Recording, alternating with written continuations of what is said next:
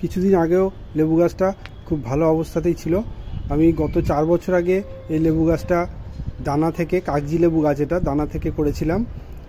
1 বছর এটাতে ফুল এসেছিল, কিন্তু দেখুন এখন লেবু গাছটার কী অবস্থা। আমার লেবু গাছটা প্রায় শেষের পথে। কত রকম হয়েছে এখানে দেখুন, পাতাগুলো গুটিয়ে গেছে, অনেক রকম রোগ হয়ে গেছে এই গাছটাতে। ভাবছি গাছটা আর রাখবো না। দেখুন পাতাগুলো গুটিয়ে গেছে, এটা একটা ধরনের। আরেকটা দেখুন কি অবস্থা, দেখুন পাতাগুলো সমস্ত গুটিয়ে গেছে। পাতার মধ্যে এক ধরনের পোকার আক্রমণ হয়েছে, এই জন্য পাতাটা গুটিয়ে গেছে। পাশের পাতাটা দেখুন কেমন হলুদ হয়ে গেছে।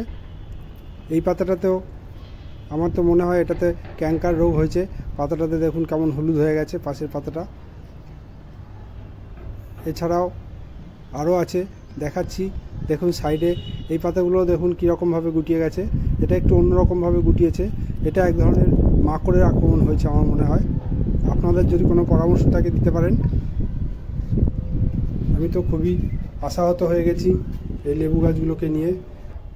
এবার এই পাতাটাতে দেখুন, এই পাতাটাতে কেমন হয়ে গেছে সাদা মতো। এটা কিন্তু জবা গাছে যে সাদা পোকা হয় সেই সাদা পোকা না, এটাও এক ধরনের মাকড়ের আক্রমণ। এটাও আমি সরিয়ে এইগুলো করে দেখেছিলাম, এর মধ্যে মাকড় থাকে। তো এইগুলো সবই ওষুধ দিয়ে ঠিক করা যাবে, কিন্তু গাছটার যা অবস্থা দেখুন। এইখানে দেখুন ক্যাঙ্কার রোগ মনে হচ্ছে হয়েছে এটা। আপনাদের কোনো পরামর্শ থাকলে জানাতে পারেন।